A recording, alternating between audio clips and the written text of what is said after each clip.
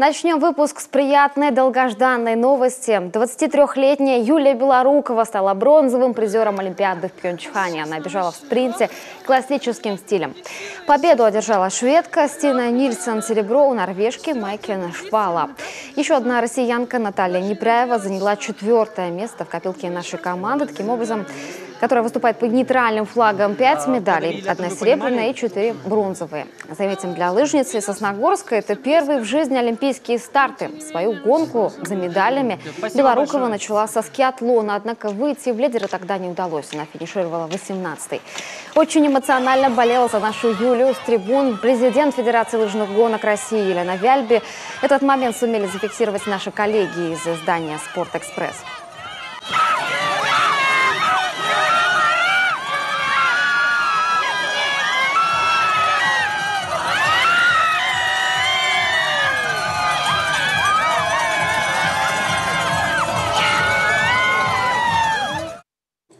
Одним из первых нашу землячку через Инстаграм поздравил Сергей Гапликов. Он пожелал ей так держать и заявил, что болеть за нее и других наших ребят. Чувство гордости за свою землячку сегодня испытывают и жители Сосногорска.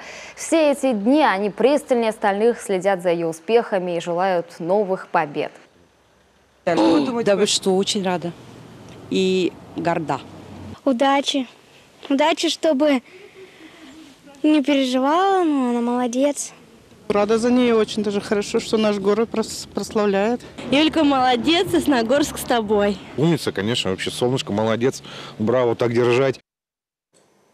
Обратим внимание, что еще 2 недели назад на собрании лыжной сборной России сама Елена Вяльби не раз сделала акцент на сосногорскую лыжницу, предлагая трезво оценить свои шансы, прежде чем ехать на Олимпиаду.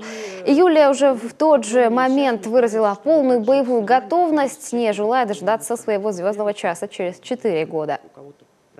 Юля достаточно давно попала в состав сборной команды еще с юниорского возраста. И после юниорской сборной она уже попала в основной состав.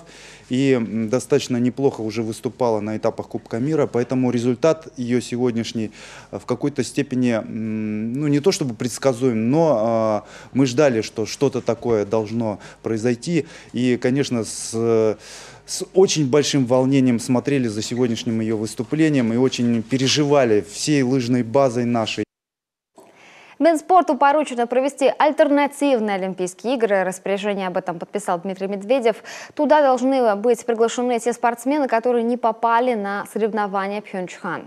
Изначально появлялась информация, что одной из площадок может стать Сыктывкар. Однако федеральный вице-премьер Виталий Мутко, комментируя документ, обозначил в качестве баз Санкт-Петербург и Ханты-Мансийск. Там пройдут соревнования по лыжам, биатлону, бобслею, шорт-треку и конькобежному спорту. Напомним, именно по этим видом спорта МУК не допустил до Олимпиады основной состав российской сборной.